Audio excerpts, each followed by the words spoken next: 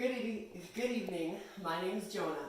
So, what do we think about climate change? What is it? Is it the globe is warming? Is it a way to just make money? Or is it this intricate science that's a little too complicated to understand? Well, before I start into the speech, I'd like to say that through the past 5 years, I've been very interested in this subject and have done tons of research, specifically in this last 5 months, thanks to curiosity and school. Now, there's a ton of information that I cannot cover in this speech, so I'd like to encourage you guys to go out and do research on your own. Some research and resources that helped me out were Steve Gorham, who wrote The Mad, Mad, Mad World of Climatism, and In the Market with Janet Parshall, both who are Christians who are devoted to God's truth. Now, this science is very intricate, and once you throw political into it, it gets very complicated, and you have to find out what's true, what's false, and what's on the bandwagon. Now, sadly, yes, people use it for money, other people use it for truth, and other people use it to destroy governments, to make a one-world government. Now, that last one's a little iffy, but it may come to pass in Revelation's time. Speaking about the end times, we are meant to be salt of this world. We are meant to preserve this world. But how can we preserve this world if we don't know the truth and we don't give out the truth and nothing but the truth? See, the one thing that I want to emphasize is God is in control. It is in his hands. And people would like you to think that the world is a thermostat. Okay, if we make gas-efficient cars, we'll turn down the temperature. Okay, the gas guzzlers, let's turn up the temperature. Well, I'm sorry, but we are not that powerful. If we were, we would have made heaven by now. So, the world would like us to think that this last decade of heating up has been unprecedented. Now, we won't deny that the world, on average, has warmed 1.3 degrees in the last decade. But the way we've been trying to find this out is kind of covered through scandals and rejection of those scandals by the IPCC, the Intergovernmental Panel on Climate Change. Now, a lot of times you'll see a hockey stick climate. It's nice average temperature, and there we are, right at the end. Global temperatures have gone way up, so has carbon dioxide and everything. Well, this has been shown through the climate, how they reached this conclusion has been shown through the ClimateGate scandal.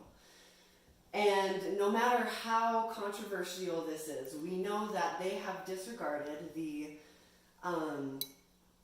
Little Ice Age and the medieval warming period, which, fun fact, Greenland and Iceland were actually named after their climates at the time. During the medieval warming period, Greenland's ice sheet was actually had melted away, creating green land. That ice sheet also cooled the waters around Iceland because it is right next to it, causing Iceland to just be a little bit cooler, making it a lot more snow, therefore creating a lot more ice. Now, the next thing I'd like to go into is a little bit of the flawed science that these scientific advisors, or the IPCC, has used. One way is the ice air bubbles. Now, you find CO2 in air bubbles in ice. What you do is you drill ice cores into the ice, you take the ice cores out, and it's a great theory and all.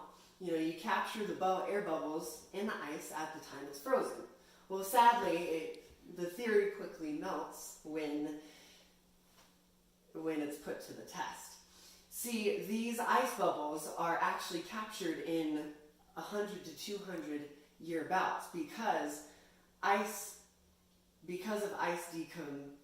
decomposition or snow decomposition into ice, which only occurs after a depth of 75 meters, therefore creating a smoothing effect of the climate.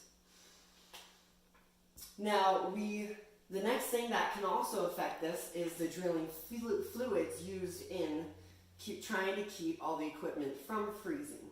That fluid can in turn react with other elements in the ice to affect the CO2 levels.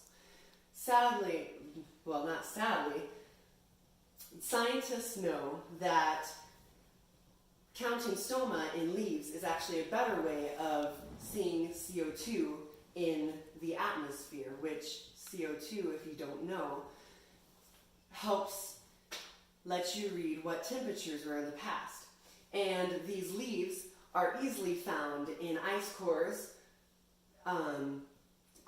with those air bubbles. They're not affected by those same chemical reactions, and it's very easy to read the age of the ice, the age of the leaf. And furthermore, CO2 levels, the higher the CO2, the lower the stoma or stomata in the leaves. Now, God is a God of order, and there is many laws and ways that God has ordered our planet. To mention a few, the Pacific Oscillation. It's a 30-year wind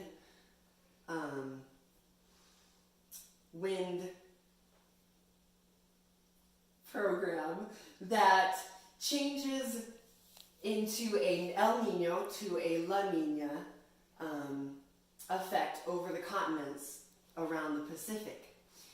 The next one would be the Atlantic Ocean current, which brings heat from the equator up into the British Isles and Iceland back down to keep the world essentially warm and cool.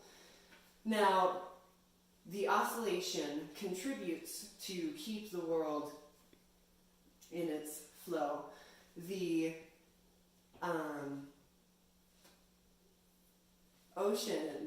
Atlantic Ocean it reacts to what the world does. If it gets a little colder, then it's gonna be stronger, making those waters a little warmer, melting that ice. If it starts getting warmer, the ice sheets on Greenland are going to melt, further putting fresh water into the Atlantic, slowing down the stream, the current, creating a colder climate up there. Now, that's just a few things, and I'd like to remind you that you guys need to try and test all your own theories of what you think about the climate. Just to remind you, Steve Gorham's Mad, Mad, Mad World of Climatism, great book, very easy to understand and funny at times, and In the Market with Janet Parshall, who they're both great Christians devoted towards God's truth. The last thing I'd like to leave you guys with is, if we are good stewards to our earth, like good stewards to our house, keeping it clean, then in turn, it will take care of us. Thank you.